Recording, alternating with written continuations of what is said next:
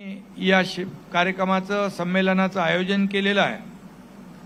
स्वामीजी, मी गेल्या 8-10 दिवसापासून अक्षय महाराज रोज मला एक आपला आध्यात्मिक धार्मिक कार्यक्रमाचं आयोजन आणि तिकडे घेऊन जातात।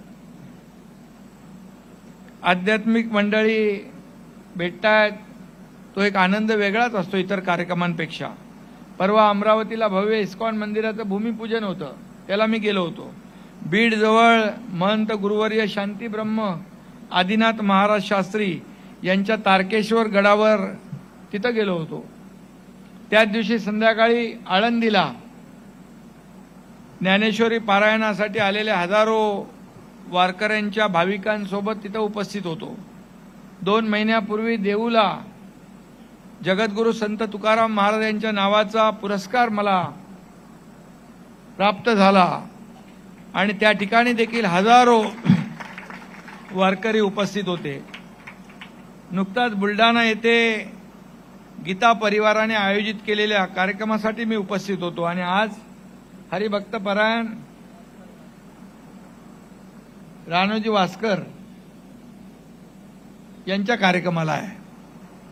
खरं म्हणजे आम्ही किती राज्यकर्ते असलो आणि तरी सुद्धा राजकीय अधिष्ठानापेक्षा धार्मिक आणि आध्यात्मिक अधिष्ठान संत परंपरा केव्हाही वरच्या स्तरावर आहे, हे मी मानणाऱ्यांपैकी आहे, कार्यकर्ता आहे। मी देखील तुम्ही म्हणाला शेतकरी पुत्र आहे आणि मी वारकरी म्हणूनच तुमच्यात आलो की वारकरीच होतो आणि मी वारकरी म्हणून स्वतःला देखील एक समाधान आनंद धर्मवीर आनंद दिघे साहेब जेव्हा अखंड हरिनाम सप्ताह कुठेही असायचा, कीर्तन असायचं, तेव्हा आम्ही त्यांच्या सोबत जायचो आणि स्वामीजी ते म्हणायचे की धकाधकीच्या आयुष्यात या आताच्या सगळ्या युगामध्ये कलियुगामध्ये या अशा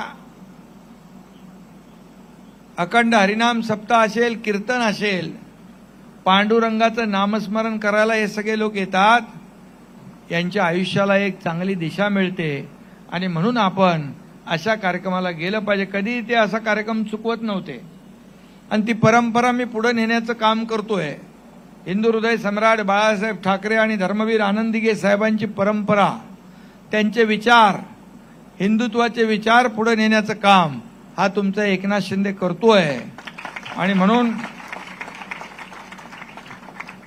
आपण पाहिलं की 2.5 वर्षात स्वामीजींचं म्हणणं खरं आहे की दररोज हजारो लोक मला भेटायचे, पण त्यांना भेटल्यावर मला समाधानही व्हायचं आणि शेवटचा माणूस भेटेपर्यंत मी कधी त्याला सोडून घरी गेलो नाही आणि म्हणूनच आपण सगळ्यांनी भरभरून प्रेम दिलं आणि एकीकडे विकास आणि लोकाभिमुख कल्याणकारी योजना यांची सांगड आम्ही घातली, विकासाला चालना दिली, या राज्याला पुढे नेण्याचं काम आपण केलं आणि त्याचबरोबर लाडक्या बहिणीसारखी योजना, शेतकरी सन्मान योजना, वारकरी योजना, इतरही ज्येष्ठांच्या योजना आपण केल्या आणि म्हणून लाडक्या बहिणी इकडे आहेत।